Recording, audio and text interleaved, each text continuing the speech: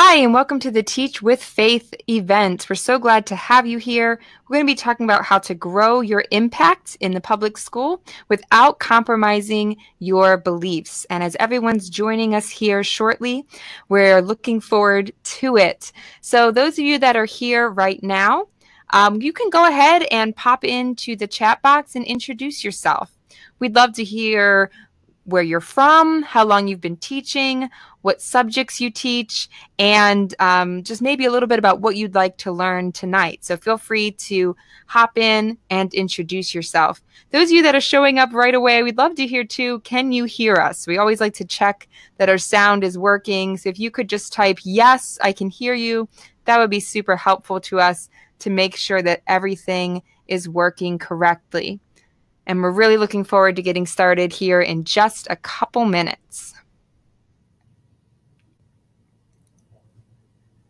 All right, looks like we've got people joining us right now. Welcome. This is the Teach with Faith, Not Fear training with Teach for the Heart and Christian Educators Association International. We'll share a whole bunch more here in just a few minutes, but right now we're just getting everything set up and ready to go. We're going to get started here in about 3 minutes. Great. Looks like people can hear us. That's fantastic. You guys can do us a huge help. If you notice other people are having trouble hearing, I'm going to be in the chat box, but since it looks like our sound is working, that means that the problem's on their end, and we'll try to help them by encouraging them to refresh their window or something like that. Or to actually, a lot of times you have to turn on your own computer settings.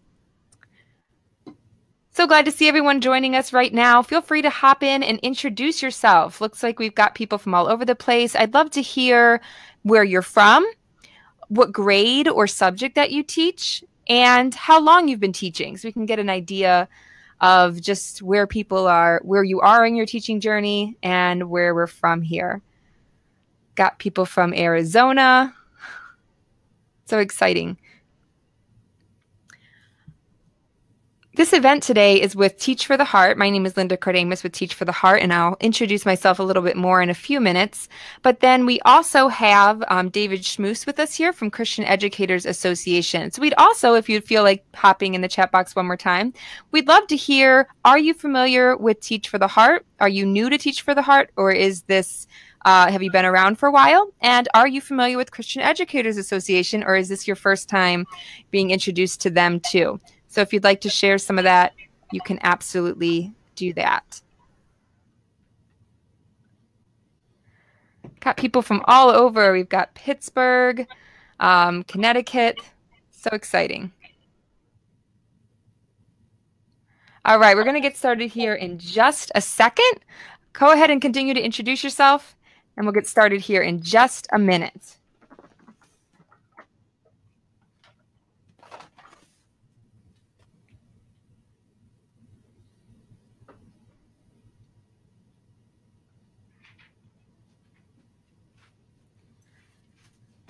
So exciting. Got people, oh, it's going so fast I can't keep up right now. We've got Georgia, Virginia, Kansas, Wyoming, California. Awesome. So glad to have all of you. Great. Virginia. Ooh, South America. Welcome. Got people from all over the place. All right. Well, it is 8:45, and so I think we're going to be about to get started here.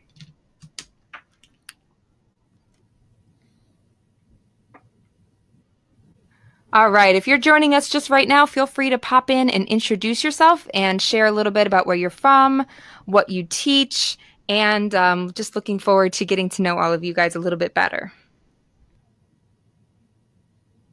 All right. It looks like most of you can hear us, so if you can't, we'll pop in the chat box here soon and encourage you to check your sound settings. All right, my name is Linda Kardamis, and I don't know how many of you are familiar with me and how many of you this is your first time with us, but I am the creator of Teach for the Heart. I taught school. I taught actually middle school math for a while before God led me to step away and stay home with my son and now my 3 children. And then at that time, he allowed me to start the website Teach for the Heart, which has been such a blessing to me. And I pray it's been a blessing to many of you as well. I am the author of Create Your Dream Classroom, as well as the Teach Uplifted program. and Classroom Management 101. And today we are having on as our special guest David Schmus from Christian Educators Association International. He's the executive director there, and we're so glad to have him. Teach for the Heart and Christian Educators Association, we're starting to work together and form more of a partnership, and we have a lot of exciting ideas for the future, but we're really excited tonight to be able to bring you this Teach with Faith training. And I'm so thankful to have David with us tonight. He's going to hop on in just a second to introduce himself. But before we do that, I just wanted to pause a moment and pray and ask God to guide our time tonight. Father, thank you so much for your great goodness to us. Thank you for the technology that allows us to connect from all over the country and all over the world tonight online. I pray that you will guide this time, give David and myself the right words, help the teachers to be able to be encouraged and to learn. And I pray that you'll be with the technology, help it to cooperate and to not get in the way of what you want to do in our hearts and lives tonight. Please bless this time. In Jesus' name we pray. Amen. All right, David, are you with us? I am. Thank you so much, Linda. It's a good evening to you and all those that are out there. And I'm so excited about what God is doing here with Teach for the Heart and with Christian Educators Association. Let me introduce myself a little bit more. My name is David Schmus, and I'm the Executive Director of Christian Educators. I have about a 15-year public school background. I taught AP US History and Government at a high school level. Before that, I had a seminary experience, graduated with a master's in biblical studies and theology. And for those that are interested in that, I was from Talbot School of Theology at Biola University in Southern California. And so when I came to the public schools, I came with a ministry mindset, if you will. I came saying, hey, how can I see God move on my campus? After a few years in the public schools, I was concerned about where some of my union dues were going. And so I ended up leaving the union and joining Christian Educators Association, and got involved in a training program through Christian Educators called the Daniel Project, which really changed my life and surrounded me with a community of other educators who were also mission-minded. Got some additional training and ended up leading those Daniel weekends, coming on staff with Christian Educators a few years back, and now just recently become the executive director. So it's been quite a wild ride for me in that regard, and I'm so excited to be with you today. You know, I love that we're getting to do this because I know that many of you come to, as Christians in the public schools, you come with questions. You know, hey, questions like, oh my gosh, Christmas is coming up. You know, does it have to all be about Santa and Rudolph, or can I talk about the real reason for Christmas? You know, can I tell a troubled student that I'm going to pray for him or her? Or maybe you're covering some history in your class, covering a religious event or religious people, religious individuals. Can I tell the truth about them? Can I really share what kind of made them tick in their background? Or can I tell my students I'm a Christian? Right? Oh, I just kind of have to use Christian code words, you know, and kind of say, oh, have a blessed day or something, and hope that they clue into what I'm trying to say. So, you know, as some of you want to, and some of you are beyond that, you're saying, hey, not only do I want to know what I can do in my classroom, but I want to see what God will do on my campus. I want to see, can I do ministry on my campus? Can I lead a Bible study or a Bible club? Can I invite kids to my church that are from my school? Can I pray with students, like say around the flagpole for See You at the Pole or events like that? You know, and I'm a big believer that when Christians step out with confidence and a solid understanding of the law, you will bring transformation to your classroom and to your campus. You know, and the vision of Christian Educators is transforming schools with God's love and truth. I like to think about biblical heroes like Daniel and Esther, both of whom were government officials in a secular system, but were believers. And both of them, in their own way, in their own timing, on various occasions, transformed their situations because they were not afraid and they stepped out in faith and they trusted God. And just like Daniel and Esther in the scriptures, I believe that you and I, as Christian educators, if we're willing to not give into our fears and walk in faith, we can see God move on our campus as well. So I'm going to turn myself off there in terms of my video camera, and so you can focus on a little bit on the slides here. We're gonna cover this in this way. We're gonna organize it this way. We're gonna talk first about legally transforming my classroom, kind of the legal do's and don'ts of what goes on inside the four walls of my room. Then we're going to talk about legally transforming my school, and that's this whole ministry piece. What can I do on campus to see God's kingdom extended on my campus? Third, we're going to talk about how we can help in terms of what we can do with Christian Educator Association to help you in that mission. And then finally, we're going to give some time for questions and answers. So if you've got a question, great, put it in the chat box. If it doesn't get too crazy in the chat box, hopefully Linda and I myself can follow along and get those questions answered. But we will have time at the end for Q&A. So don't worry if the content goes by that you want to ask about. You'll have time to ask about it later. All right. So first, let's talk about transforming my school. And I want to say, as a bit of a disclaimer right off the bat, I am not an attorney. And that's an important thing to say, because while I have attorneys that work for me, if you will, I don't. I've got to be careful that I'm not giving legal advice during this session here. So just keep myself out of being sued here. But there is a critical federal law that you need to understand, and if you want to transform your campus and walk out what God has for you there. Sorry, the top of that slide should say transform my campus. I just noticed that. But the critical federal law transform my classroom. The critical federal law that you need to understand is the First Amendment. And it's nice and easy because, every state has their own laws, but it's the First Amendment that really trumps all state laws, and all state laws must comply with it. And really, the First Amendment is what you need to understand when you're thinking about what can and I can't do in my classroom. And the First Amendment has two parts to it. We're going to go over those briefly. One is the Establishment Clause, and the other is called the Free Exercise Clause. And you've probably heard these words before, but maybe haven't thought as much about how it affects you as a public school educator. So first, let's look at the First Amendment, and we're going to talk about the Establishment Clause. And the First Amendment there says, Congress shall make no law respecting an establishment of religion or prohibiting the free exercise thereof. And that's the key language that we want to look at. Congress shall make no law respecting an establishment of religion. Okay, so let's talk about what that Establishment Clause means. The Establishment Clause has an historical meaning, and it also has a current meaning. Historically, I'm a U.S. history teacher, so I love this stuff. So if you're not into it, sorry, but this is my passion here. When the colonies were established, some of the colonies had established churches. That means, for example, in Massachusetts, the Congregational or Puritan Church was established. What established means is it got government support. So tax dollars actually went to support the ministry and mission of the church. In colonies like Virginia, the Anglican Church got tax dollars, and they were the established church. So when Congress wrote in the First Amendment that there was going to be no I'll put it back there. There was going to be no establishment of religion. What they're saying is, look, at the federal level, Congress is not going to have an established church. States at the time were free to do whatever they want. In fact, some states did continue as states under the Constitution to have established churches, but Congress was saying the federal government is not going to have an established church. And that's really all it meant. However, as you might be aware, the Supreme Court over the years has changed that meaning of the Establishment Clause to essentially mean this, that a public school or any government official at any level, whether it's federal, state, or local, cannot favor or disfavor religion. A public school teacher cannot favor or disfavor religion. And we're going to talk about some nuances of that, but that's the basic gist.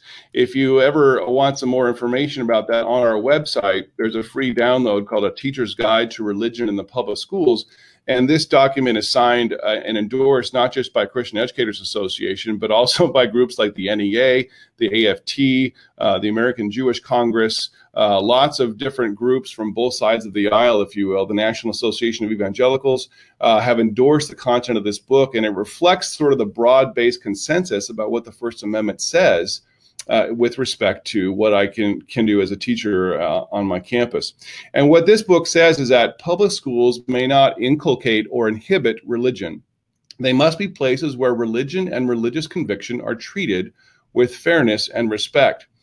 So on one hand, you as an educator cannot, sign up people to follow your faith. You can't proselytize. You can't, have an altar call in your classroom, even though that would be a lot of fun.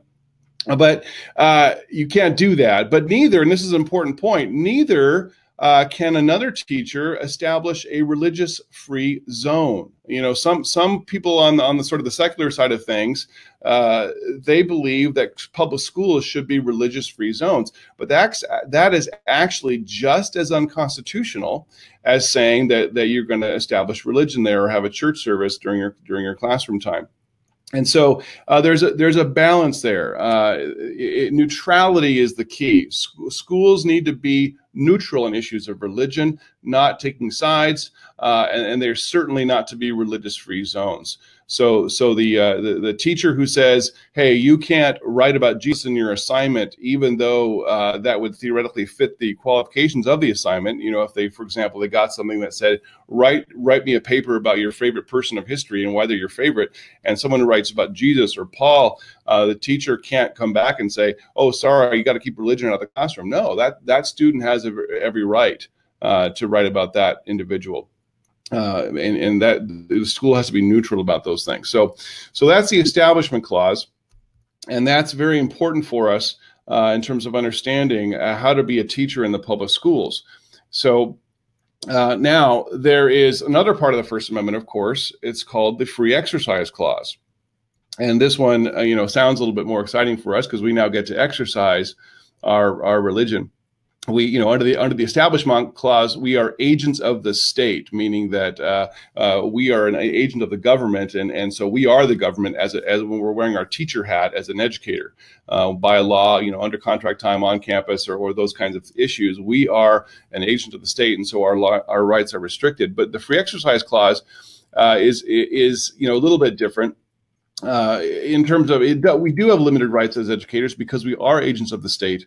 But there are some things we can do under the Free Exercise Clause. We'll talk about those in a minute. Before we get to those, though, I want to talk a little bit more about what students can do, and then we'll kind of focus the rest of the time on teachers. But just real briefly, because of the Free Exercise Clause, students can do almost anything in terms of their religious expression. The only thing they can't do is disrupt the goals of the instruction. They can't stand up in the middle of the room during while the teacher's lecturing or carrying on a lesson and say, "You all need Jesus." No, they can't do that. They're disrupting the plan of the school and the goal of instruction there. But they can do things like share their faith with fellow students. They can pass out religious literature. I already mentioned they can mention religious issues in their assignments. They can have the same rights that any other student has to express their opinions about a variety of issues based on their religious beliefs. So that's So students can do almost anything. We have a book available that you can call or email and request from us. It's free, called Free to Speak, and you can hand those out to students on your campus. All right, so let's focus now back on teachers. So let's talk now that we have this idea of the Establishment Clause and the Free Exercise Clause that, hey, we are agents of the states. We can't establish religion. But the Free Exercise Clause says we can do some stuff. So let's look at some of the specifics of how that works. Okay, so what is allowed for public school educators? Number one, personal prayer, either individual or with groups of colleagues. And that's an important distinction. With groups of colleagues is totally fine. If you want to pray, before school, after school, by yourself or with other teachers or other adults on your campus, totally fine. There's no problem with that. If any campus or administrator would try to stop you, they would be violating your free exercise rights.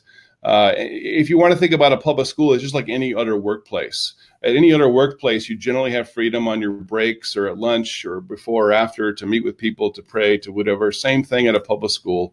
You have those same kinds of rights. And I already mentioned teacher prayer groups. You can meet at lunch and pray with your colleagues. I already covered that. Personal expression. What this means is that if a student asks what you believe about something, then you can answer honestly. I always say, you don't have to lie to be a public school teacher. They say, hey, Mrs. Jones, are you a Christian? Yeah. Let's say you're talking about Easter and you're explaining to your students the real reason for Easter. It's not so much about the Easter bunny. Oh, that's fine. We can talk about the Easter bunny. But the real reason Easter started was because of what the Bible says about Jesus and what Christians believe. And use that kind of language. Christians believe this. And one of your students might say, well, what do you believe? And it's perfectly legitimate for you to say, yeah, I do believe in Jesus. I do believe he rose from the dead. Now, you want to be careful here. You don't want to launch into a 20-minute proselytizing sermon on Jesus and what he did for you. And now let's pray this prayer. But you can answer honestly about what you believe. Just got to be careful that you're not crossing those lines. And by the way, the courts have generally ruled that teachers of older students have a little more leeway here than teachers of younger students, because those little elementary kiddos are just regarded as a little bit more easy to manipulate, obviously, because of their age. So be careful on that one. And then very importantly, you are free to teach about religion. Okay, what we say is you can teach the history of religion. You can examine the impact religion has made on our history and culture and music and all those kinds of things. But it needs to be about religion, not teaching devotionally. And let me give you a little heads up here. We have a partner ministry called Gateways to Better Education, and they've done a great work of creating this report called the Bible and State Academic Standards. And then what they've done is they've gone through a lot of all the standards in all 50 states, and they've pointed out where those standards mention the Bible, mention Christianity, mention Jesus. Consider, for example, this comment from the 6th grade history standards in California, of all places, believe it or not, my native state, which doesn't have a reputation for this kind of thing. But consider, this is in the 6th grade history standards in California. Note the origins of Christianity in the Jewish messianic prophecies, the life and teachings of Jesus of Nazareth as described in the New Testament, and the contribution of St. Paul the Apostle to the definition and spread of Christian beliefs. For example, belief in the Trinity, resurrection, and salvation. Wow, how's that for a fastball going down the middle of the plate? That's in your standards. In other words, you're required as a teacher in California to teach this content to your students.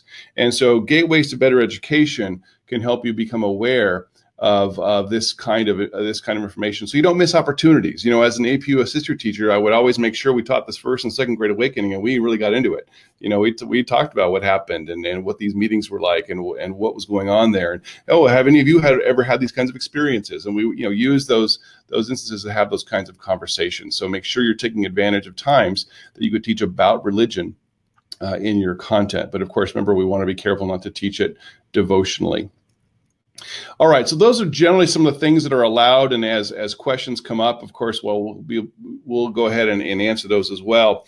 I want to give you a little kind of assess your learning a little bit here, and in doing this, I want you to think about, okay, so the Establishment Clause and the Free Exercise Clause, how do they work? Because I'm a firm believer, if you understand how those work, you can answer most of your own questions. Basically, you want to ask, hey, does this endorse religion? Or does it hinder religion? I can't do either of those things. So that pretty much answers both questions right there. Some other questions the Supreme Court has added to that equation are, hey, does this have a secular purpose? In other words, music teachers who want to do Handel's Messiah, that's typically fine as long as there's a balance. You can use sacred music in your Christmas shows as long as there's a balance. It's not just all sacred. Is there a secular purpose in studying Handel? Yeah, of course there is. He was one of the great composers in our history, and so does it advance or inhibit religion? That's another question the Supreme Court has kind of added. So these are questions you can ask yourself about whether or not I can or can't do it in my classroom, and you could probably answer most of your own questions. So let's throw some examples up here.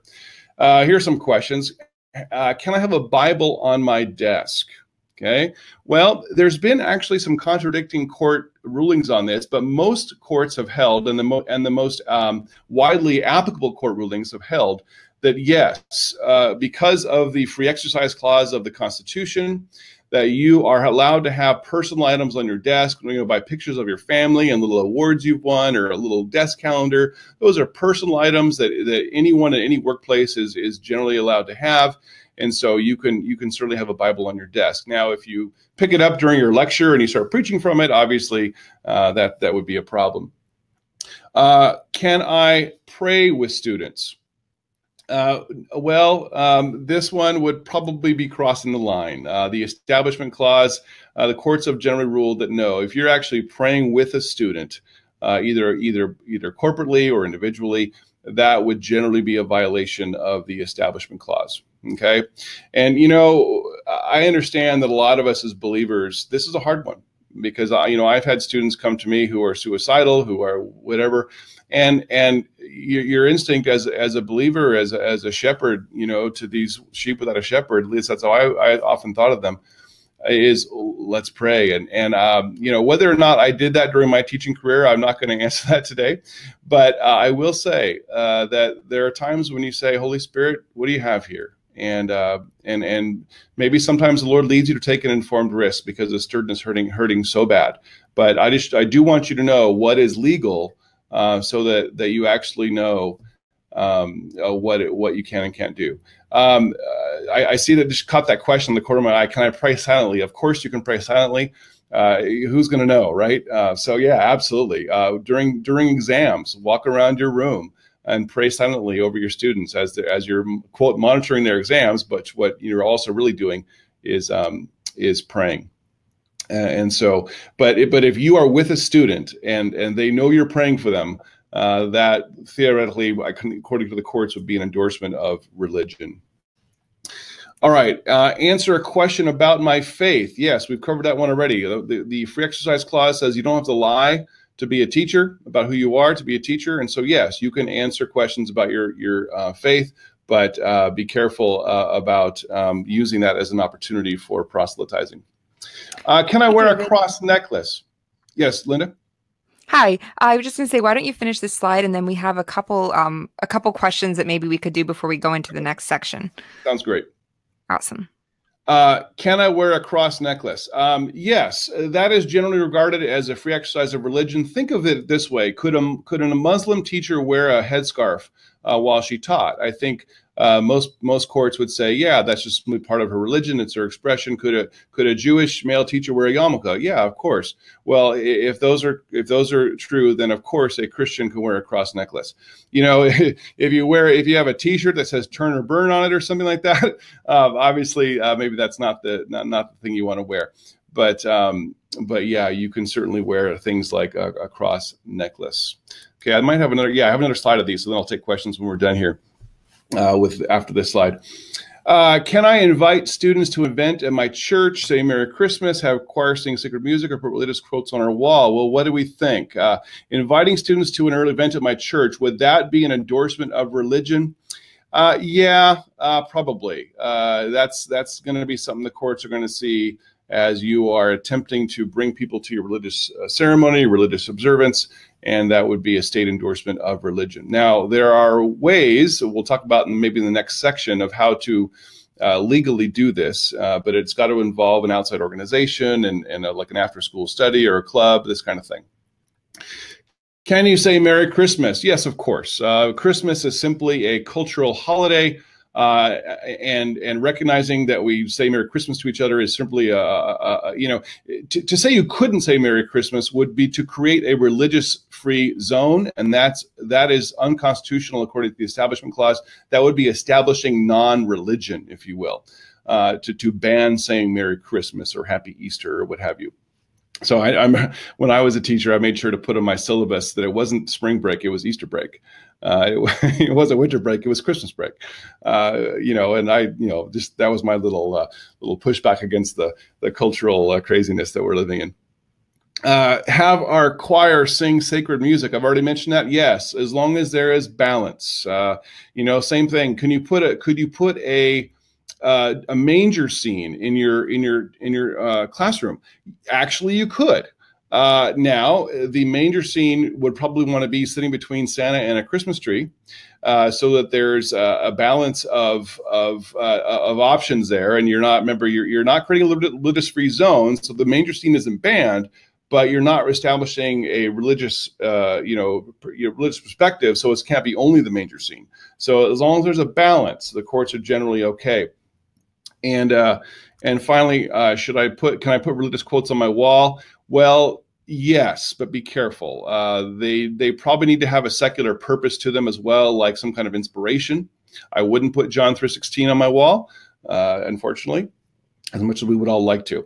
But scripture verses, I would often use quotes to start my day for my students. We have a little journal topic discussion, and I would use scripture verses. I wouldn't necessarily put the chapter and verse up on the wall, but I might say ancient proverb, or I might say wise saying, or I might say Paul the apostle. That's a quote from him. It just as a historical figure, and as long as you kind of cover yourself those ways, you're generally okay. I see that question, may I decorate my classroom with scripture? Well, it probably depends on which ones. You got to ask yourself, is this particular scripture establishing religion? Is it encouraging students to believe in Christianity? Or is it something that's more generically inspirational or encouraging or true about human nature or true about our hearts, that kind of, is it those kind of, that's probably fine. But again, when you do it, I wouldn't put chapter and verse up there. Ephesians 2:8-9, probably not. Okay, but go ahead. You can go ahead and include the verse. All right. So yeah, let's take some questions. Linda, you want to feed them to me or Absolutely. Yeah, we have a whole bunch, and we're just going to answer some of them now, and then we'll save some of them for the Q&A. So a couple relevant ones here. What if a student, you said, you can't pray with a student. What if a student asks you to pray with them? Any thoughts on that? Yeah, that would still be an endorsement of religion. I'm not telling you not to do it. I'm just saying, that just to be very careful. It might be better to arrange to visit that student's home. Okay. That might be a better way to do that. But again, as a believer on a campus, you kind of have to ask yourself, why did God put me on this campus? And but I'm just telling you what the law would say on that issue. Okay, awesome. Another asks, so we kind of covered this, but just want to clarify. Someone asked, can you hang a picture of Jesus in your classroom? And I'm guessing that depends on why you're hanging it. Yes, it does. If you are studying, for example, the history of nonviolence, and you've got Gandhi and Martin Luther King and Jesus all in a row, and you're talking about them, probably fine. But if you've just got one picture in your room and it happens to be Jesus, probably not. Right. Yeah. Okay, great. What about on casual days? Could you wear clothes that happen to have a Bible verse on them? You know what? One point I'm going to make a little later, and I'll just go ahead and make it now. Things that happen on your campus end up, and I've observed, I've gone all over the country talking to teachers. What I've noticed is this: it's way more about culture than the law. I've had a conversation with administrators in certain parts of the country who send out devotionals from their campus email box, every morning to all their staff. Not exactly legal, but again, it's a lot to do with your culture on your campus. So, if you have a culture that is in a state or community that is very religious, and that's just kind of part of the culture, you're probably going to get away with it. It's probably going to be fine. But ultimately, if push comes to shove, the Establishment Clause probably is not on your side. Now, here's what I would say, and again, it would really depend on the Bible verse, right? It's not so much the Bible would be banned. It's the content of the quote that's the issue. So you really got to think about what the Bible verse says. Does it establish or endorse religion? Does it encourage kids to believe in religion? Or is it sort of generically inspirational or encouraging or what have you? Now, that being said, when I sponsored the Christian Club, we had T-shirts. And so on, Club Spirit Day, I'd wear my Christian Club T-shirt, which had a Bible verse on it. And I said, okay, well, I'm the advisor to the club, and this is their shirt. Now, I would say go for that. The courts ruled on a specific example like that? Not that I'm aware of. I don't think so. But so I'd go for it. But even that theoretically, I guess, could be endorsement. But there is certainly a secular purpose involved of supporting your club. So it sounds like to me, and we have obviously there's a million specific questions, but there's the line's a little bit blurry. But the big key question to ask yourself is there a reason I'm doing this besides just having to do with Christianity? Is there like a reason, a legitimate learning reason why we're doing this? Yeah, but yes, I will give you that, yes. But even if there is a legitimate secular reason, it can still violate the Establishment Clause if it's sort of blatantly, turn or burn kind of stuff, right? Gotcha. Like, makes sense. So yeah, you just got to use wisdom there. Is this content endorsing religion? And we kind of want that. For example, in California, I know there's been some cases of teachers trying to get so into their content and have their students experience it that they're having them recite Islamic prayers. Well, I don't know about you, but I wouldn't really want my kid going to school and coming home reciting an Islamic prayer. And so at the same time, I think we want to respect all our students that way and abide by those kinds of guidelines. All right. We have a lot more, but just one more before we move on to the next section. And I don't know if you're going to cover this, but a couple people have asked, what if, the students are using God's name in vain? Are you allowed to encourage, are you allowed to say something about that? Or absolutely. Absolutely. You are in control of your classroom environment. And if you could certainly say, look, there are people in this room other than myself who might believe in God, might find that offensive, and here's why that they would find it offensive. It's part of their faith. Just like you wouldn't go into a classroom full of Muslims and say negative things about Muhammad or do things that would offend them just for the sake of offending them without any other kind of purpose that's educational or what have you. So yeah, you could certainly prohibit that in your classroom. There's no problem with that. Okay, great. All right, we have lots more questions, but let's keep going. We'll ask some more later. Okay, wonderful. And hopefully I might even answer some of the questions as we go here. All right, so let's talk briefly about some of the controversial issues that come up. Christians who hold that the Bible is authoritative are faced with a dilemma. On one hand, we want to stand for truth, but we also want to be compassionate and realizing, hey, we're public school teachers. We're out in the world. We can't expect our students to all believe like we believe. So how do we walk that line between not compromising who we are, at the same time being compassionate and loving to a mixed audience in a really broken world? And that's a hard line to walk. Depending on how you count, between about 14 and 18 states, including the District of Columbia, have gender identity laws. Meaning that students in those states have rights to things like being called a different name or pronoun, using the bathroom or locker room of their choice, even playing on the sports team that corresponds with their chosen gender identity. And of course, this brings up a whole host of issues for Christians. We want to love our students, but we also don't want to reinforce their confusion. In fact, I've been working lately with a teacher out here in California that was dealing with this very issue. Been a longtime teacher, had won awards in his city for his teaching excellence, but all of a sudden has this a transgender student coming into his room asking to be called by a different name and called by a different pronoun.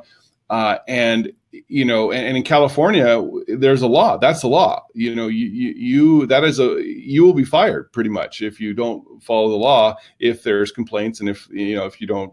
Obviously, they usually give you a chance to kind of mend your ways. Firing is kind of hard for tenured teachers typically, but nonetheless, that is something that can end you without a job. And now we worked with this teacher to help him develop, a way. We kind of gave him some counsel and prayed for him, but he came up with this idea of the student was wanting to be called by a nickname.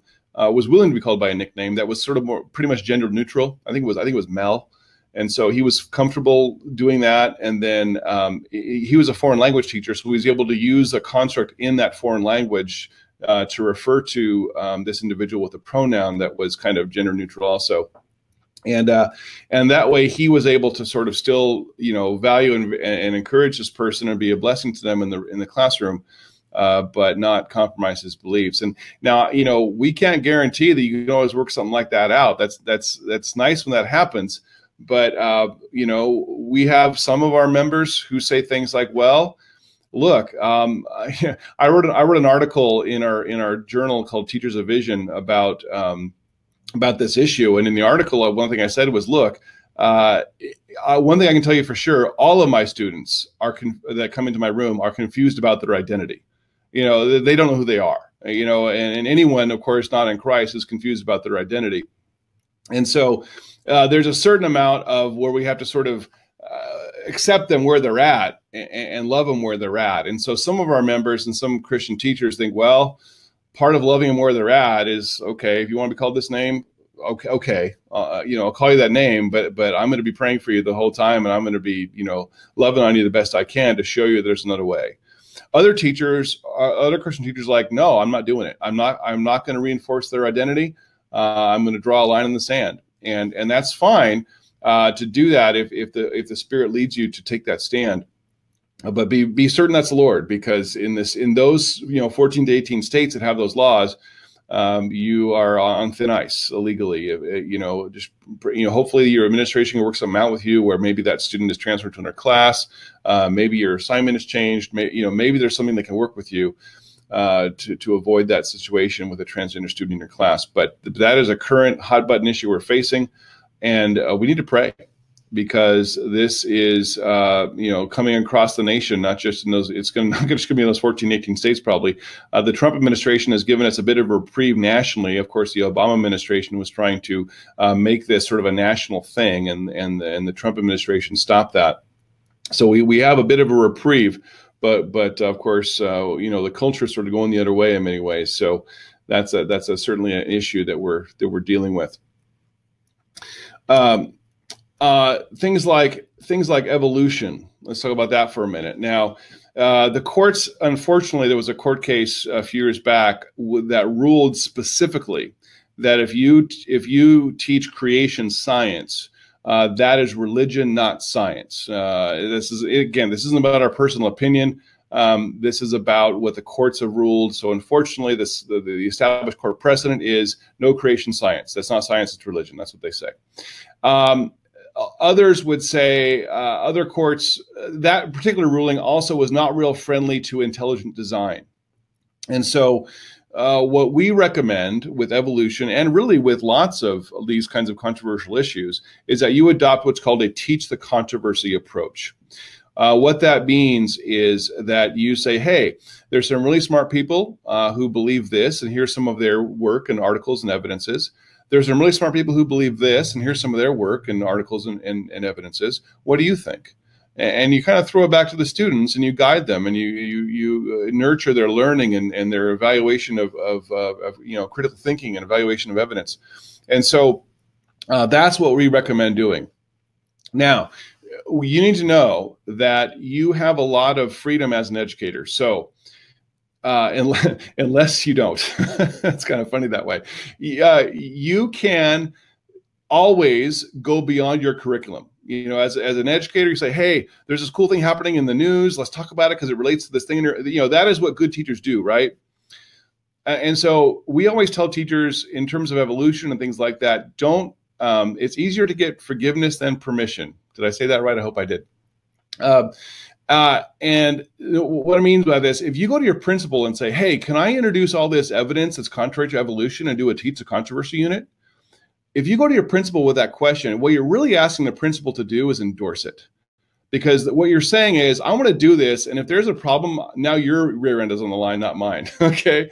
And so the principal is probably often going to say no, because they don't want to take on the responsibility for that. So our encouragement is use your freedom as an educator, teach the controversy, honor what you're supposed to do.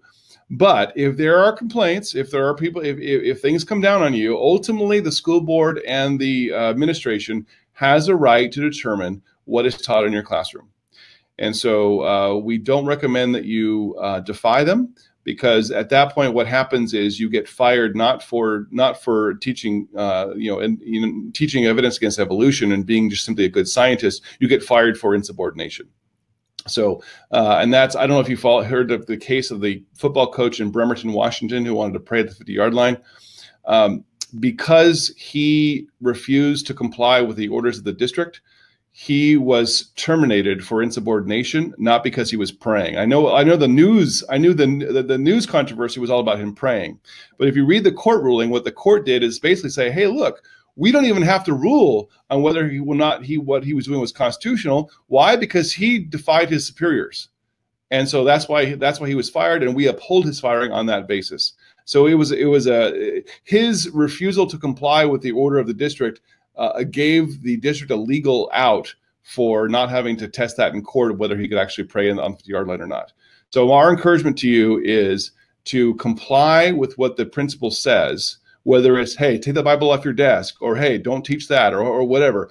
Comply with what the principal says, but then later, with help if necessary, we can certainly help you with those things. Go back to your principal and say, you know what, I know you told me to do this and I've done it. I've followed what you've said. But I want to talk about this evidence or this court case or this. I think I have a right to do this. And then you have a discussion with that administrator. And if you need help from us or from others, we can certainly help you in that point. But don't get caught in the insubordination trap, because that's what happens to teachers, is that they get fired for insubordination, not for doing what they were doing. Okay, so that's sort of a short little primer on how to navigate those controversial issues. And I know that probably brings up a lot of questions. In the interest of time, though, that's all I have time to say on that. All right. So we've covered legally transforming my classroom. Now let's talk briefly about legally transforming my school. And again, this is for those ministry-minded teachers out there that want to, lead a Bible club or a good news club or that kind of thing. The critical federal law that you need to have is the Equal Access Act. The Equal Access Act was passed in 1984, and it says that schools that receive federal aid, which is, I think, pretty much every school now, there might be a few that don't, but are a limited open forum. What that basically means is they allow extracurricular clubs, like, for example, if they just allowed a curricular club like a Spanish club, that wouldn't necessarily apply. But if they allow an extracurricular club like a chess club, then that would mean they're a limited open forum. Or if they allow outside groups to use their campus, say like the Boy Scouts or what have you, to come on campus afterwards, or if sometimes they'll allow community groups to pass out literature to their students and families. Those all mean that they're a limited open forum. And if that's the case, then those campuses must give equal access to religious groups. Okay, so if there is a Boy Scout group club that, what do you call a Boy Scout? I forget the name of it they use. So I'm put it in the chat room for me there. But if they allow a Boy Scout group to meet on their campus, they have to allow a religious group that requests the room under the same circumstances. So that's kind of how that works. And now there is a caveat, though. Troop, thank you, Linda. Boy Scout troop. There is a caveat that, let me explain a little bit more. So if you have a Christian club on your campus and it is an official school club and they have the same rights that all the other clubs have, that means they can post announcements in the bulletin.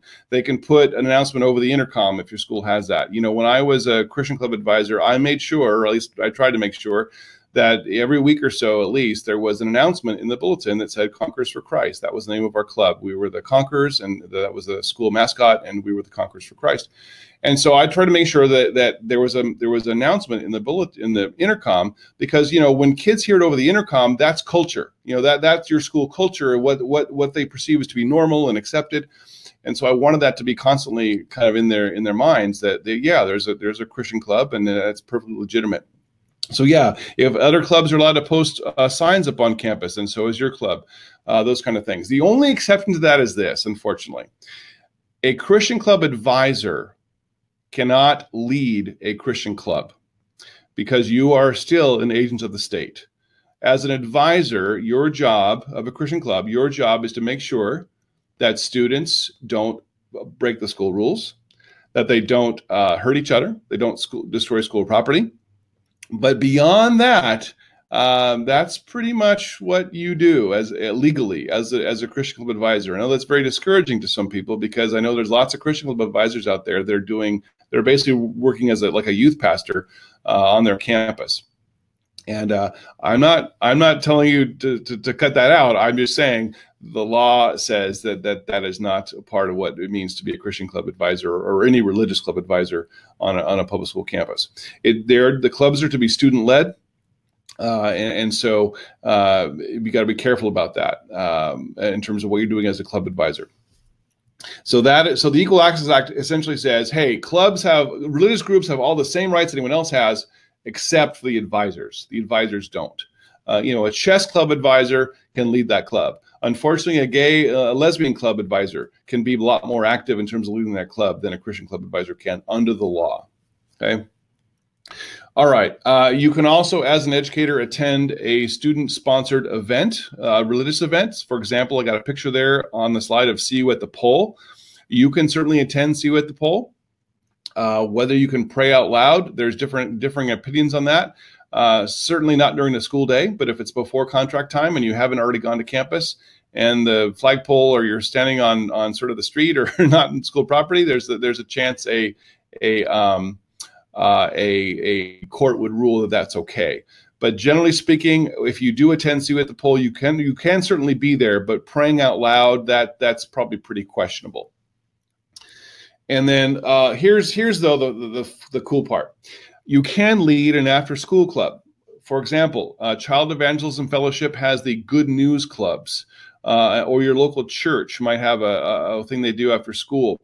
Now, here's the deal. You can lead those clubs. We had a member of ours in 2002 named Barbara Wigg, and Barbara Wigg was in South Dakota, and she wanted to teach the Good News Club.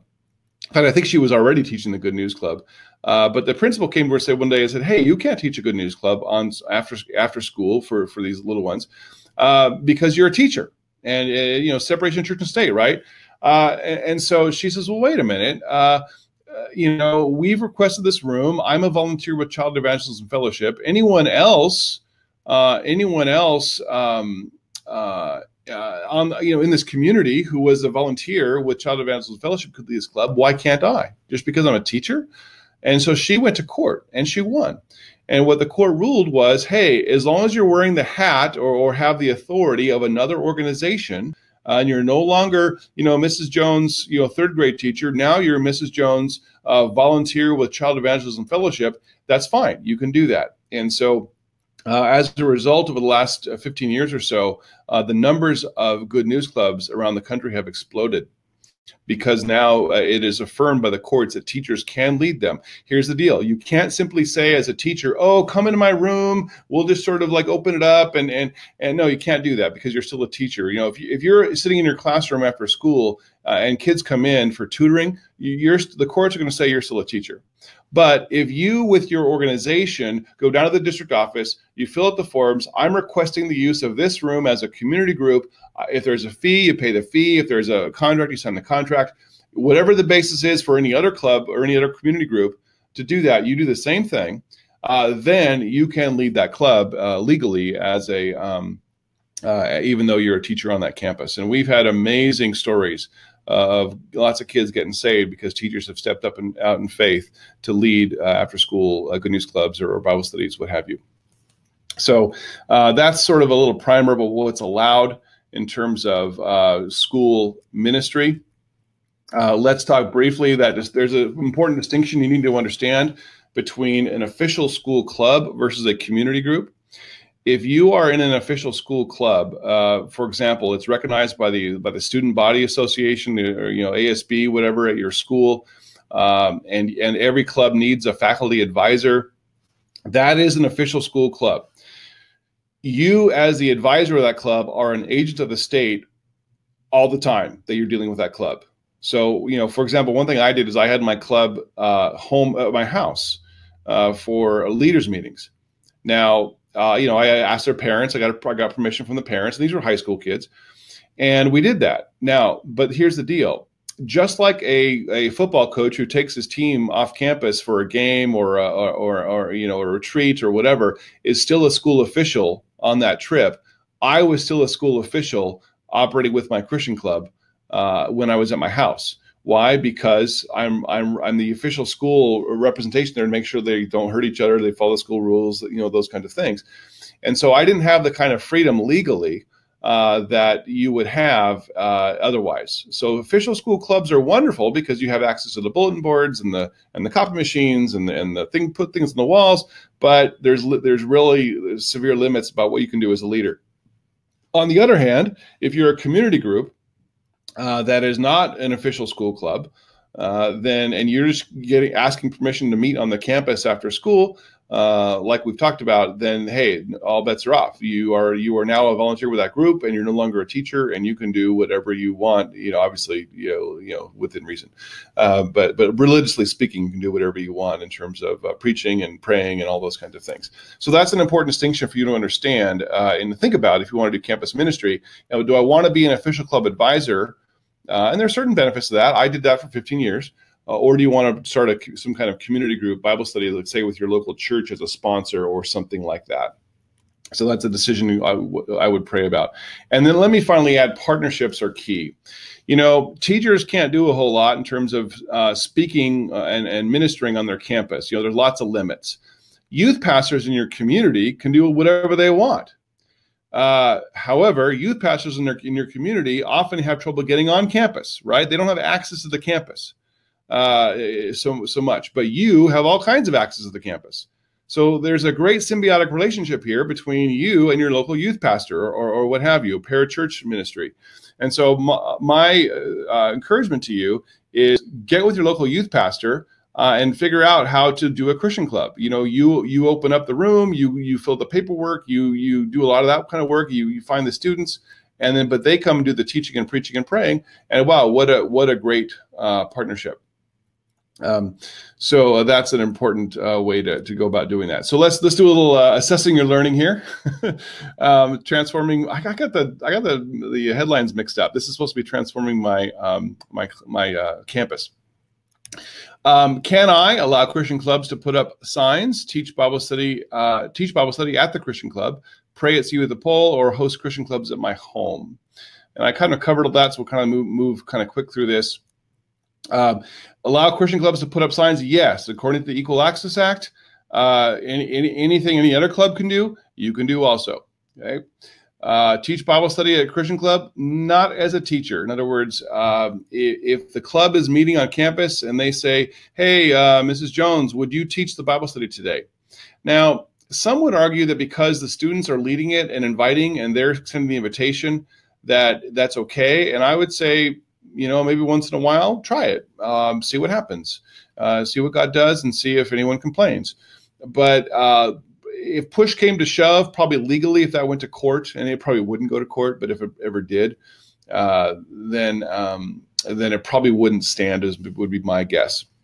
Now, that being said, a lot of you out there have tenure, and man, if you have tenure, you're kind of hard to fire, and no one gets fired over these things if they're, it depends on their attitude, of course, but really no one gets fired over these things on a first offense. So I'd say if you feel there's some wiggle room there, if the student initiates it and asks and you want to try it and you feel the Lord's on it, go for it. But I would just warn you ultimately that maybe that's not going to hold up in court, quite possibly. All right. Pray at CEAI at the pole. Again, probably not. Again, the disclaimer is some people would argue that if you drive to campus just like anyone else, you park your car and you don't walk to your classroom first, but instead you walk to the flagpole that's in front of the school on the public sidewalk, and you haven't, you're not identified yet as a teacher. Some people would say maybe you have a right to pray there. I would generally probably say, well, you're probably on school property, even though you're out towards the sidewalk. You're recognized as a teacher, certainly by the community there. So again, who knows what would be in the mind of a judge? But I would be, if you're under scrutiny, I would be cautious with that one. And can I host a Christian club at my home or at my church? Yes, but remember, if it is a school, if it is a Christian club event, and that's a key distinction. If it's a Christian club event, advertised and sponsored by the Christian club, then you are still a school official at that event. And so got to be careful. Now, if your Christian club kids just happen to come to your church by other means, then you're not limited by those things at all. They are just simply attending an event as a private, citizen, if you will, and it's not organized by your Christian club. Then if you just happen to be with them at church, you can talk to them about Jesus all you want. But if it is an official club event, then you're limited. Okay. All right. And I already made the point about law versus culture, and we also want to encourage you we try to train our teachers not to be bomb throwers, but to be bridge builders. Think about Daniel. When Daniel was caught praying to God, when the law was passed that you can only pray to King Darius in Daniel chapter 6, he was found out and he was brought before the king and all the charges were thrown at him. You know what King Darius did that night when Daniel was being thrown in the lion's den? King Darius fasted and prayed all night long for Daniel. And he was just crushed that this was happening to Daniel. He loved Daniel. He made every effort to save him. And I think about sometimes, hey, if you're a Christian teacher on a public school campus, if you got in trouble, would your principal fast and pray to protect you? Would they make every effort to save you from being fired? I hope they will, because if they will, that's evidence that you worked really hard to be a bridge builder. There are some Christians that go onto public school campuses, and their attitude is, I want to win the argument. I'm here to fight. And, I'm just not sure how effective that approach is overall. There are times to fight. I would certainly say that. There are times to stand up and say, no, we cannot allow this to happen. And if it means my job, it means my job. But even then, we do it in love and we do it in compassion. And so my encouragement to you is to be a bridge builder and not a bomb thrower. All right. In terms of potential partnerships, these are some organizations you might find out there that you can partner with, but essentially I would encourage you to just go to your local church and that youth pastor that's at your local church. That's probably your best bet in terms of a partner for campus ministry. All right. Well, let's move on now. We're running short on time, so I want to get into discussing a little bit about. We'll have some time for questions in a few minutes here. And that can go a little longer, and if people want to stay on. But I want to talk a little bit about how we can help you as Christian Educators Association. And I hope this information has been helpful to you. I hope that we've answered a lot of your questions already. But I would like to talk to you about who we are. We've been around since 1953, believe it or not. Consider Christian Educators Association to be one of the best kept secrets in schools and in our Christian community. We've been encouraging, equipping, and empowering Christians in our schools all the way since 1953. And I like to describe Christian educators as having sort of two wings. We have a protection wing, and we have a ministry wing. And so let's talk about those two things briefly.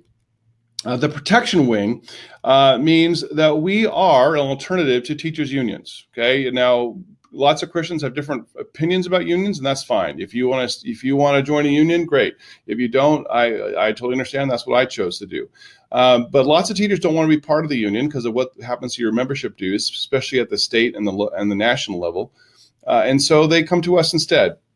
And we provide many of the same protections that unions provide, although typically much, much cheaper. If you go to the landing page, ceai.org/teach for the heart, there'll be a video there. But it's the second video down. It's not the first video that kind of explains all that union issue. I don't want to spend a lot of time on that here. But if you're curious about union membership and how that interfaces with Christian educators, that's a great video for you to watch. Well, I will say this, though.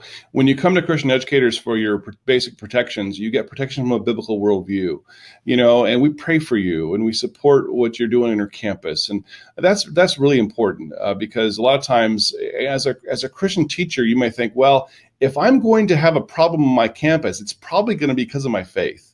And is that union gonna have my back? Maybe not. There's some great people out there in unions, so maybe they will, but they might not. And so we offer protection from a biblical worldview. So what do we offer? We offer $2 million of professional liability insurance in case of any lawsuit against you. That's typically double what the unions offer. We offer job action protection. That means if you are brought up for suspension, for termination, for demotion, those kinds of things, you get a local attorney, which we can help you find. We have a network of attorneys, and you can get a local attorney to represent you and consult with you at a hearing, say, for example, before your school board or what have you. And finally, I think the most important benefit is unlimited legal and educational consultation. What that means is, as a member, you can call us anytime, as much as you want. We have a staff attorney who will help you, and you can ask away. I've got the situation. What do I do? And so that unlimited legal educational consultation becomes a huge thing for our members when they know they can have someone to help them. I see the question about Canadian teachers. Sorry, we don't work with the Canadian laws. So we'll be happy to pray for you and encourage you. But in terms of legal advice, that would be a little harder for us. But we could probably connect you with some people. All right, the ministry wing. One thing we're trying to do, our vision statement, is to transform schools with God's love and truth. We're putting on some events around the country that are designed to catalyze teachers across entire cities to come to an event, get encouraged, get trained, get equipped, get blessed, and go back to their schools with a more of a missional mindset of realizing I can step out in faith and see God transform my school. Other people are doing it. I could do it too. And those are pretty exciting events. I was just up in Bakersfield, California, Sunday night, and got to speak to about 250 teachers gathered up there. And so that's, if you're interested in doing that kind of thing, go on our website, CEAI.org, and go to the Lift America tab and check that out. Some other member benefits, prayer support. If you need prayer, we'd call us. We'd love to pray with you and pray for you. We do a magazine called Teachers of Vision magazine. If you want to write for our magazine, that's another option for you as well. We have daily devotionals we send out via email. We have email updates that go out about the latest news and events happening that they affect you in terms of your role as a public school teacher and a Christian. So very helpful resources. Our website's full of a resource center. We can download things that will be of value to you as a Christian teacher. So we just wanted to give you an option to become a member, if that would meet your needs. Consider becoming what we call a member with coverage. And what that means is that it gets you the insurance, that gets you the job action protection, that gets you the educational and legal consulting on an unlimited basis. So we have a little promotion just for the sake of this event. If you join by the end of this week by Sunday night, we're going to send you a free copy of Standing on the Word. This is a book written by our former executive director, Finn Larson. And he basically goes through and says, look, even though the law is the law, you can live out biblical principles on your school and see your school transformed. And he's been a teacher, a counselor, a principal, and a superintendent. And he has stories from all kinds of different roles and different situations. And so amazing stories, and we'll send you a free copy of that.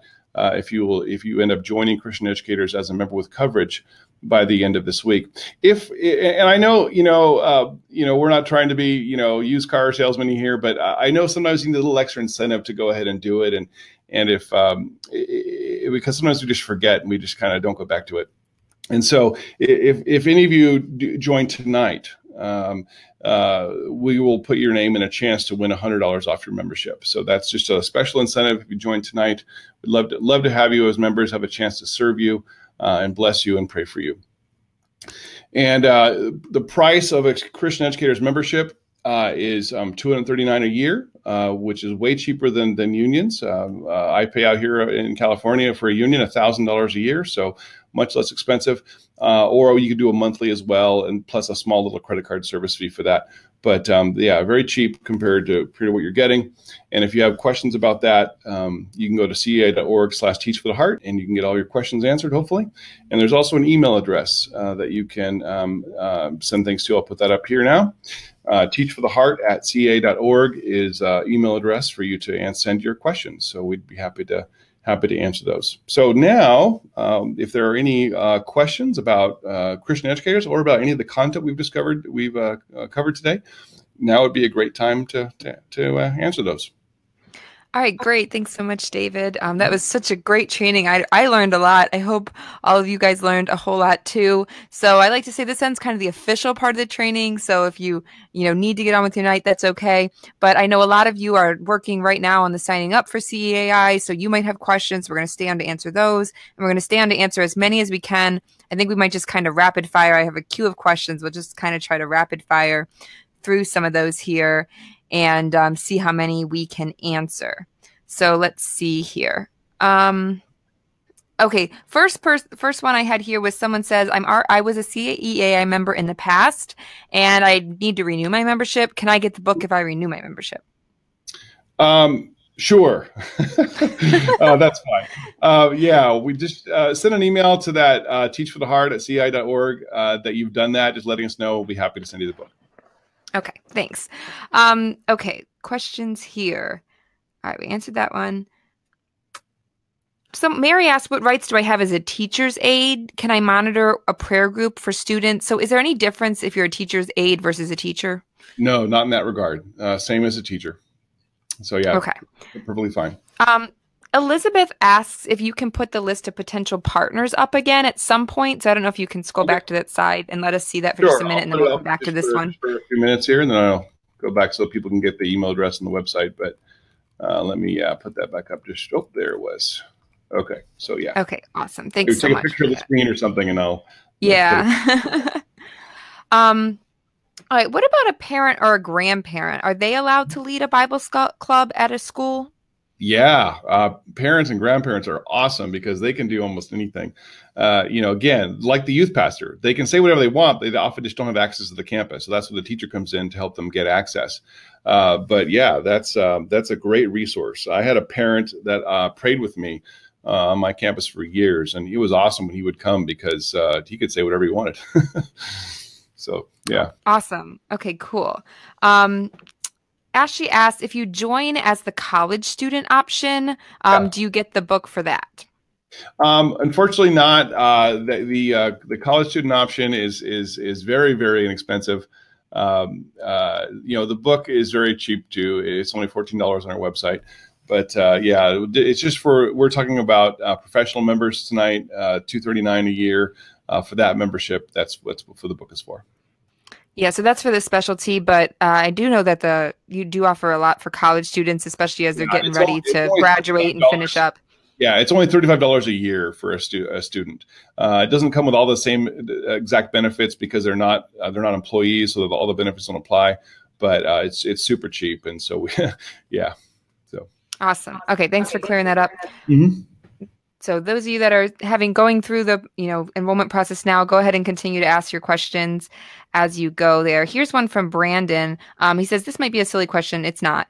Can you belong to CEAI and your local teachers union? Of course you can. Absolutely. No problem with that. Yeah, absolutely. Okay. I knew that was an important one. Let me go back to the beginning because some of these people have gone along for a long time. I think I know the answer to this one. Michelle asks, are you allowed... Can you have preschoolers sing religious songs if they ask to lead this? If they ask them, like if they request it? Sure. Yeah, I think you'd be fine with that as long as there is opportunity for other students to lead other kinds of songs. That's the key, right? Is balance. So, right. If you keep calling on the same student that as an evangelical Christian and it becomes a little bit of a pattern. That's what you want to avoid. But certainly not a problem with that. Gotcha. Someone says, as a group, the public school team that I coach, so their coach, they recite the Lord's Prayer out loud. Am I allowed to say it with them? It's a tough one. Yeah, that's a tough one. Ultimately, probably not.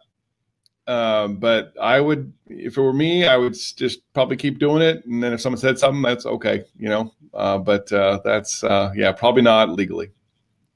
Right. Okay. Carla made this comment. I thought it was good. I just wanted to share it. She said, since we cannot say much on campus, but our students can, we need to be teaching our children and grandchildren how to be a witness for Christ. And that brings up a good point, right? Like students can pretty much do not anything, but almost anything about religious freedom, right? Yeah. The rights of students are very expansive.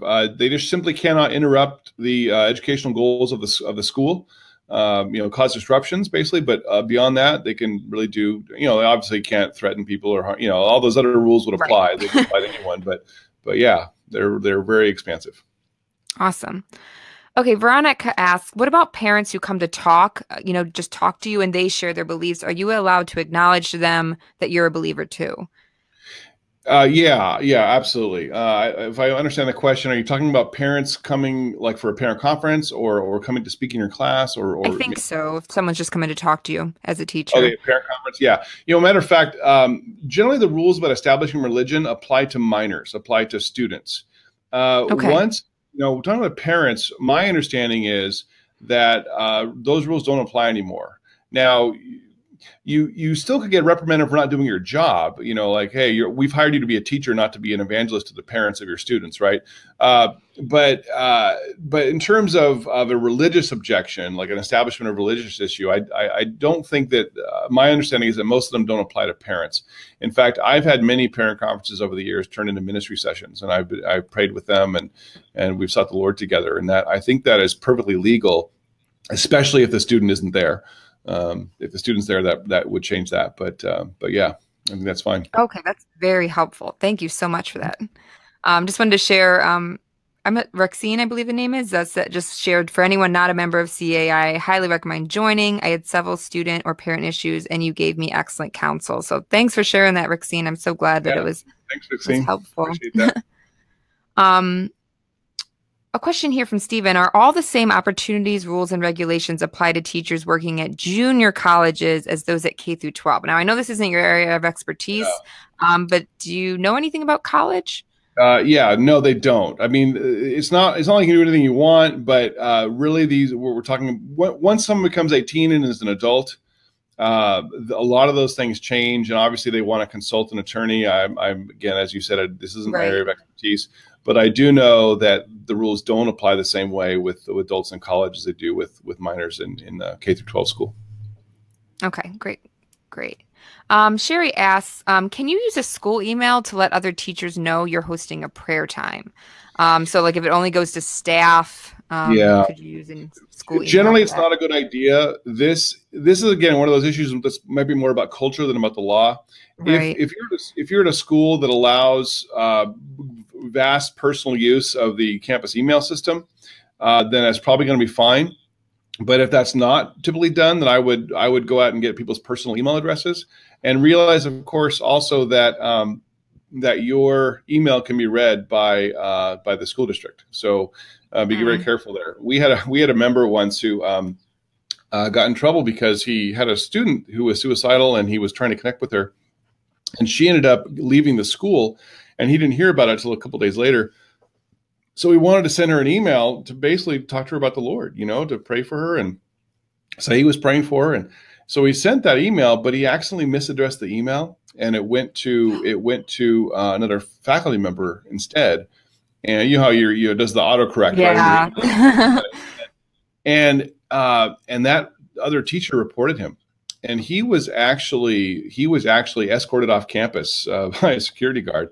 Wow. Now, fortunately, he was able to call us, and we were able to get him help, and it's all fine. But nonetheless, you want to be very careful about email. Yeah, thanks for that advice, and that's great. He was a member, and you've told me some stories of so many members that were able to call you up, and you're able to help in those kind of crisis situations that you didn't anticipate, and you find yourself in the middle of. So that's one of the great things about being a member of CEAI. Right.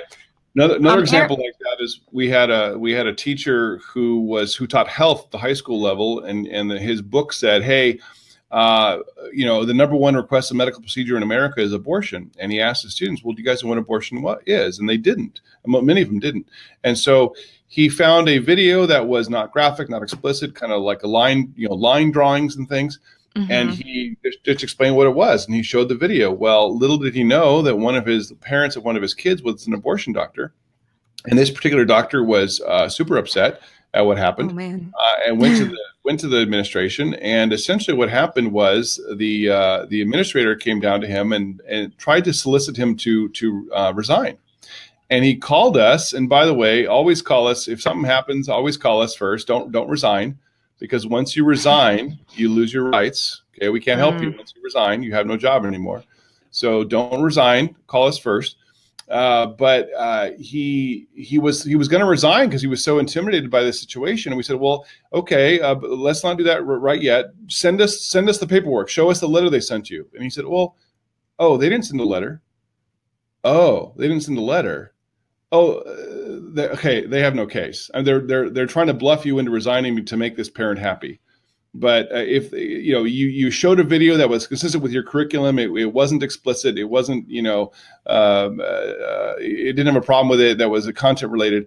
You're just doing your job, and she's just angry about it. So she's trying to get us to get the teacher to resign. And so once we kind of convinced them, look, if they had a case, they would have put it in writing. They have no case, just simply ignore it, don't resign. Continue doing your job, you'll be fine. And sure enough, he was. But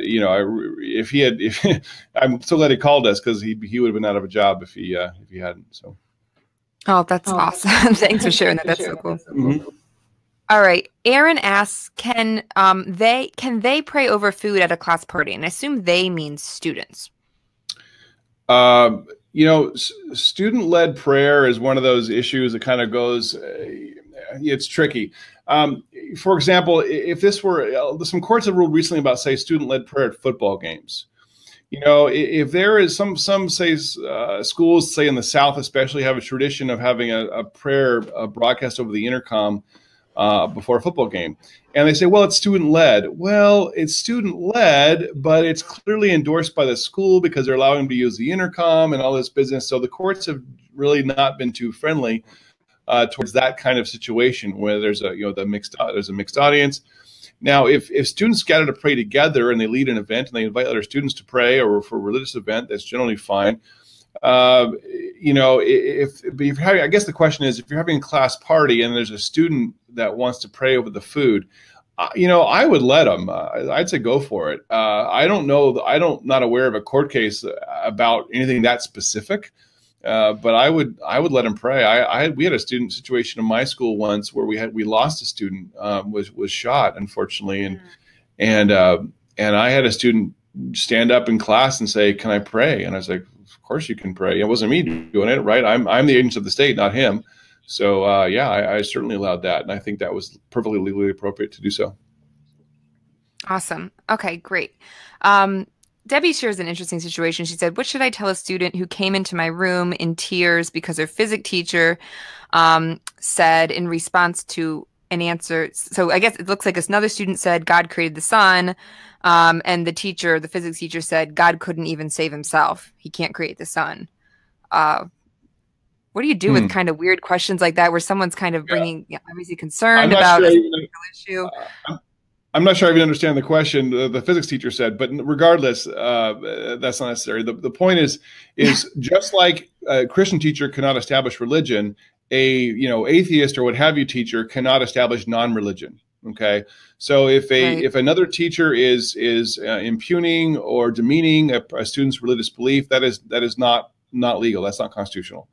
And so, be diplomatic. You might go to that teacher and say, "Hey, do you know the rules about the Constitution? You can't really do that. Give them the benefit of the doubt. Be a bridge builder, not a bomb thrower." But ultimately, no, teachers can't do that. Right. Now, Carla kind of asked a similar question. So, if a student comes to you and begins a conversation about the Lord, it's at school but not during class. Like, are you allowed to share with them if they're asking you questions? So make sure I understand the question. You're saying if they come to you after school and asking about Jesus, can you tell them? Okay.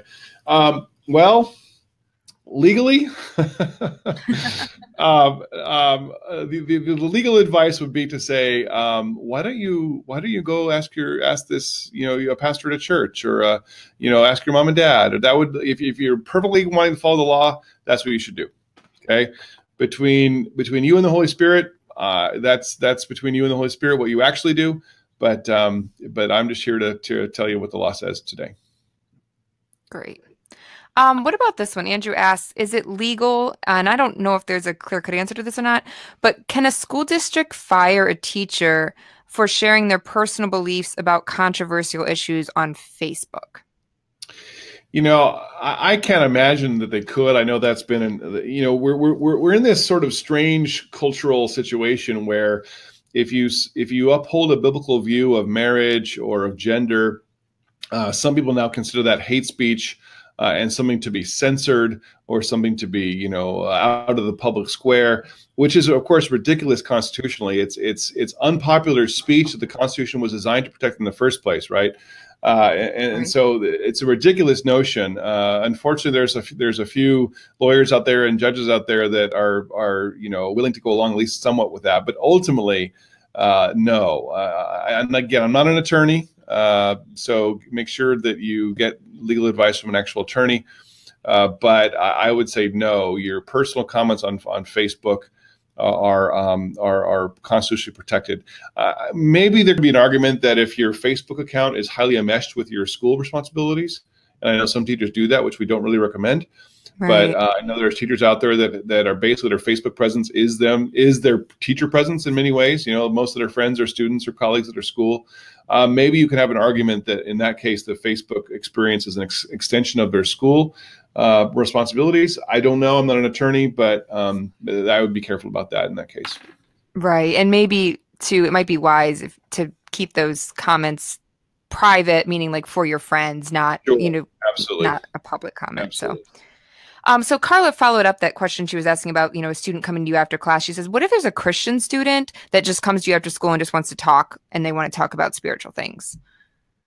I think that's totally fine. Gosh, I did that dozens, if not hundreds of times when I was a teacher. Again, you got to ask a question: am I endorsing religion? That's the legal test. Am I endorsing religion? So, being a sounding board for a student, just asking them questions, letting them share, totally fine. You could probably even share some of your own experience if it's relevant to what they're talking about. But in terms of actually, okay, let's pray this prayer, or you should do ABC. And to read your Bible and this kind of thing. That's where you got to be careful, legally speaking. Okay, great. Thanks so much. All right, and I know some of you guys are still going through the process, so if you continue to come in here and ask your questions, if you have specific ones, you can head to teachfortheheart@ceai.org and to ask those. We still have some questions, so do we have a few more minutes, David, to answer a few more? Yeah, I'm here as long as you want me. Okay, we'll answer a few more. Let's see. And by the way, if we, for some reason, don't get to your question, feel free to send it to the email and we can try to answer them individually, but we'll get to as many as we can here. What about this? When a student graduates from high school, can you share faith with them then? Once they're no longer a student, is there any still association there? No problem at all. Once they're an adult, they're an adult. No problem at all. Okay, great. I've gotten to baptize a few of my former students in situations like that. So it's amazing to get to see the fruit, awesome. Get to see the fruit of what happens, when they come back later. All right, Andrew, we have a couple. Sorry, I'm getting an echo here. All right. A couple people are asking about club questions. So Andrew says, are you saying that as long as you monitor the classroom, you can invite a pastor from the community to attend your Christian club? Yes, but here's the key. The students should invite the pastor from the community. Okay. So you can't legally lead that club in terms of organizing the activities, the spiritual activities especially. And so now, if you're at church on Sunday and you have a relationship with your youth pastor and you say, hey, you should, I don't think the court's going to go so far as to say that your speech on Sunday morning at church is an issue. But generally speaking, it's a student that needs to extend the invitation. So, have a student do it, right? That shouldn't be a huge problem. Say, hey, right. this pastor might be open to an invitation if you guys invite him. I don't think that would be a problem to say that. Cool. Okay, so a few more questions along the line of clubs. Brandon says, do Christian clubs have to be student initiated or can teachers create the club? I think he's meaning like initially. Yeah. That's kind of a bit of a gray area. I certainly would student led and student initiated is much safer. Okay. Mm-hmm. But again, that's probably going to be more about culture than about the law. Again, I'm not an attorney, so don't. This is kind of getting some of those areas that are real specific that I may not have the perfectly accurate opinion on. Right. But my feeling, just because rarely do cases like that ever go to court because they're usually handled with oh, don't do that again. Oh, okay, sorry. And they just never get to court, and so it's hard for anyone to pass on a definitive ruling on an issue like that. But generally speaking, as student led as it can be is what you want. Okay, so if you're having a heart and you're saying, I'd like to have a. Sorry, I'm getting an echo here. If you're saying I'd like to have a Christian club at my school, and I'm a teacher. If you know some students at your school outside of school, is that something you could bring up to them, maybe like at church, right? And say, hey, did you guys know you're allowed to start a club? Absolutely. That kind of more how you should approach it. Yes, that'd be great. And also pray. Okay. I've heard stories of teachers gathering to pray and saying, Lord, raise up some students on this campus to start a Christian club. And, the next week, a student's on their door saying, hey, can we start a Christian club? I've heard that multiple times. So ask the Lord, he's faithful. Pray about it. That's great. All right. Anna asks, she says, I do have a Bible club in middle school. What if you're there to supervise it? What if students ask your opinion or ask your thoughts about something during the club? Are you allowed to answer them, or do you have to completely stay out of it? That's, again, one of those little gray areas. I would go ahead and answer it personally and just say, well, a student asked me a question. I have free exercise rights under the Constitution. I'm not leading the club. I was just asked a question. So, it probably depends, because someone could argue, well, what if I gave a 20-minute answer and included a prayer at the end?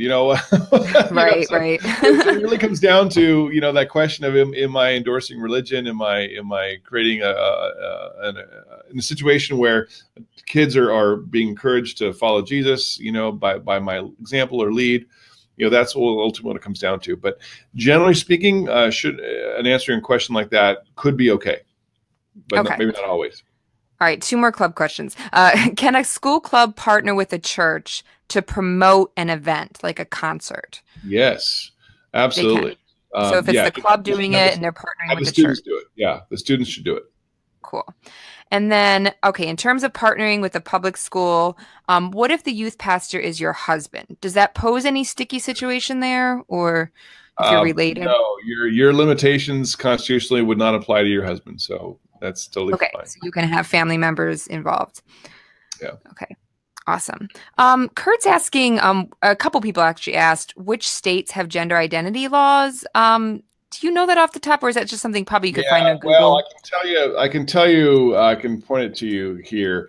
If you go to, I'm not sure I like referencing websites like this because they don't necessarily share our values. But there's, if you go to the transgenderlawcenter.org, and there's something called an equality map, which again, you wouldn't use that kind of terminology. But it has the info. There's a map there that kind of shows what states, the ones that they classify as having a high or a sort of transgender friendly laws would include Washington, Oregon, California, Nevada, Colorado, Minnesota, Illinois, New York, Vermont, Massachusetts, Rhode Island, Connecticut, New Jersey, Maryland, and DC. Those are the ones that they say have the highest kind of transgender friendly laws, if you will. Okay, great. All right. Once again, you have any questions, the email's on there and everything. Got a few more of these we'll try to get through, and then I think we're going to call it. Gianna asks, I'm single and wear a purity ring. How do I explain this to students who ask? Is she allowed to explain why she wears that? Absolutely. Yeah, no problem. Tell them what it is, why you wear it, and move on. Yeah. Awesome. Okay. All right. What if it says our school counselor comes in for lessons in my classroom? He requires all students to put their hands together at their chest, bow, and say "Asalom," or I'm not sure how to pronounce that. I'm uncomfortable with this. How can I address that respectfully? Yeah, that's a tough one. I would say that that's probably not okay for the teacher to do that. I'm not sure exactly. Is this a religious prayer? Is this a greeting? It would really come down to that kind of thing. At my school, we had a teacher who was big into yoga, and he was having students, get on top of their desks and, meditate and things like this. And, was that religious? Well, could be. It really depends on kind of what he says and what he's having them do exactly. And so, but yeah, if it's religious, that's a problem. If it's simply a greeting or some kind of technique that is psychological and not religious, then courts would have to decide ultimately. But again, most of these things don't ever go to court. So the issue I would say, how I would approach this is I'd go to the teacher. I'd say, you know what? I'm personally a little uncomfortable with that. I feel like if I did that as a Christian, there'd be problems. I'd be kind of leading them in prayer. It feels like that's kind of a religious issue. I don't maybe think you should do that, and then see what happens. And try to be friendly about it and see where that goes. Ultimately, maybe go to the principal and say, this is happening. Just want you to know about it. Follow the biblical model for handling conflict. In Matthew 18, and see how that goes. Is the advice I would give. All right, great. All right, we're just going to pick out a few more. And then, like I said, if we didn't get to your question, feel free to email it to us. We'd love to answer them, but don't want to keep you guys on too much longer. But Amber says, if I teach in the elementary school, but my child is in high school, am I allowed to be a guest speaker for their Christian club? I would say so. The issue is the fact that those students at the high school level don't see that person as a teacher at that campus and agents of the state because they're from off campus. Right. Now, I'm trying to think how a judge would think on this. And again, this is I'd probably refer this to a lawyer, an actual attorney on this question. The question I might have is, was that elementary school a feeder school, and therefore would the teacher there be recognized by those students as a teacher still? Right. I don't know. That's sort of ask an attorney kind of question. So okay. that brings up something on our website. We have a form called Ask an Attorney, and so if you are curious about that kind of thing, you can go to CEAI.org and just kind of find the Ask an Attorney, and you can submit a question like that. Great advice, especially for those we can't get to and the ones that have these sticky situations. Let's see. Brandon says, I teach youth group on Sunday, and I use the same lessons to have character development sessions with athletes that I coach, but I don't mention anything that they're biblically based. I'm just talking about like a character trait. Is that okay? Yes, totally fine to teach character. Absolutely. Awesome. Just, biblical principles, but just don't call it that. And don't cite chapter and verse. You're generally okay. Awesome. What about if a student talks about religion? I'm assuming she means during the class. Do I keep the conversation going or move on to something else? That's really up to you. As long as you're not endorsing the religious content, that's really up to you. You're not doing anything illegal by allowing a conversation to happen in your classroom. So, I guess theoretically, if you did it a lot, your principal could at some point say, "Look, you're not teaching the curriculum. You're just kind of, talking to your, that's a different issue, not a religious issue." So, yeah, that's generally fine as long as you're not endorsing the religious content. Great. Oh, I just saw this question. I should have mentioned this earlier. Someone's asking for the certificate of attendance. We do have a certificate of attendance available at teachfortheheart.com/certificate4, and it uses generic language. Who knows if I have no idea which schools will and will not accept this, but if you want to have a certificate for your file, you can get it once again at teachfortheheart.com/certificate4, and I'll drop that link there in a second. This question here is from Audrey. She says, I teach art, and sometimes I touch on Christian images and beliefs. Am I safe in regards to explaining the symbols and angels in Christian religion since I'm talking about art? I have also discussed other beliefs in regard to art images. Yes. In terms of art, music, and literature, these things in our culture are replete with biblical and religious references. And any good teacher should explain to their students what they're reading or what they're looking at or what they're listening to, including its historical context. So, yeah, you should definitely do that, except, obviously, be careful that when you explain it, you're not doing it devotionally. You're just saying things like Christians believe, or the Bible says that this, and Christians believe that that's true, that kind of language. All right, great. And I think we're going to end with this question here. Chrissy says, and I'm not sure if you know this or not, but is there a resource for students that are being asked to stop sharing Christ or reading their Bible at school? Yeah, that free to speak book that I mentioned is probably the best thing. So if you contact us, you can use that Teach for the Heart at CEAI.org email. and you can ask for copies of Free to Speak, and we can send those to you. Okay, There's awesome. also on our resource center, if you just ask the question in your email, we'll also send you some links to things as well. Okay, great. All right, guys, thank you so much. I know there's still a few more questions, but I think we got most of them. Hey, So if you, Linda, would you yes, mind if I prayed for them before we go? yes, I was just going to ask you to do that. Please do. All right, sorry. Go for Father, it. I just thank you so much for these precious educators. I pray, Lord, as they look to you, that you would fill them with hope, fill them with courage, fill them with faith, fill them with your spirit, so that as they walk onto their campuses tomorrow or whenever it is that you called them to that they would know that you're with them, and that they would not leave Jesus in the car, but take you with them onto their campuses, Father, and that you would give them eyes to see what you're doing on their campus and how to cooperate with it, Lord, in ways that are legally appropriate, Father, and we just bless them and thank you for them, and pray your protection over them, Lord. And if we can continue to serve them in their professional lives, Lord, I pray that you would help us to do that well. In Jesus' name, amen. Thank you so much. And looking forward to continuing to connecting with all you. And thank you so much, David, for being here. Yeah, thank you so much, Linda, for having me. This has been a pleasure. All right.